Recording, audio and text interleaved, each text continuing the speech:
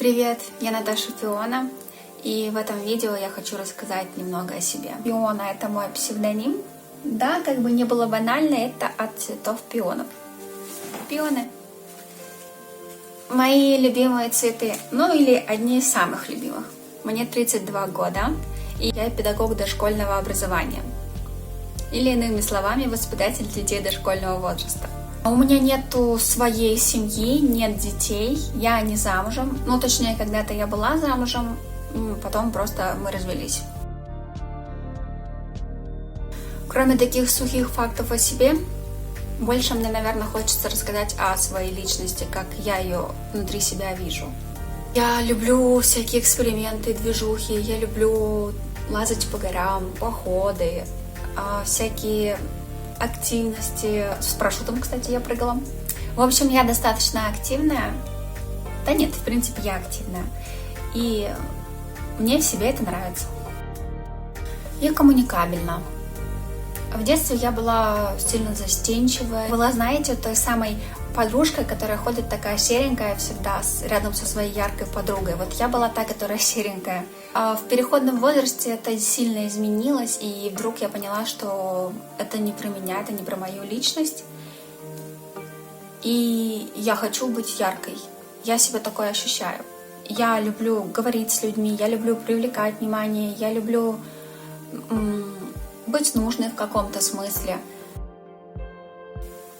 У меня есть особенность. Моя многосторонняя личность не согласна действовать только в одном направлении. Я всегда переключаюсь. Не распыляюсь, а вот переключаюсь.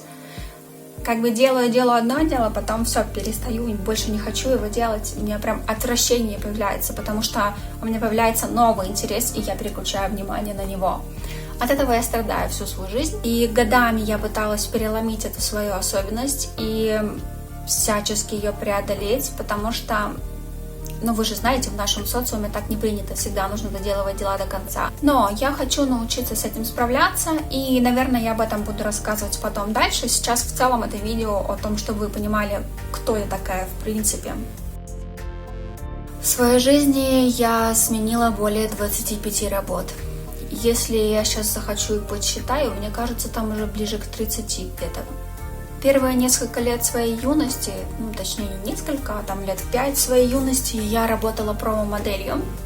Вполне успешно, мне даже нравилось. Я рекламировала там в основном сигареты, алкоголь, те сферы, в которых достаточно хорошо за это платили. Тогда я не задумывалась о моей роли, как сильно там я влияю на жизнь людей или еще что-то. Я просто зарабатывала максимальное количество денег за минимальное количество времени, которое я на это тратила. Проходили годы, я понимала, что мне нужна какая-то основная деятельность, в которой я буду себя реализовывать. Я понимала, что я не собираюсь так проводить всю жизнь. Это пока я юная, там зарабатывала так деньги. Я еще больше судорожно думала, где же моя деятельность. Потом я начала менять работы, я много кем побывала. От обычных продавцов в нескольких сферах до... Я также была инструктором по флайборду, например. Я успела побывать на 2 станциях активного отдыха управляющим. Я управляла штатом из 6 человек. Я успела побывать воспитателем по образованию, поработать в маркетинге, занималась таргетингом, продвижению групп в социальных сетях. Я разбираюсь в продажах. Я однажды даже почти составила скрипт по продажам, которым безумно гордилась бы, если бы у меня получилось его доделать. В общем, я перебрала большое количество работ, и каждый раз я не могла определить, кто же я такая, чем я должна заниматься. Все дело в том, что когда я была юная, я думала, что вот-вот я найду какую-то деятельность, которой хочу заниматься всю свою жизнь, и вот-вот я найду свое предназначение. На данный момент я не скажу, что я определила свое предназначение или как-то так. Я скажу, что это долгий очень путь. И мне кажется, мое предназначение, оно находится в самой жизни, внутри ее. Не в таком формате, что я должна найти и следовать ему, так скажем, а моя трансформация жизни — это и есть мой смысл жизни.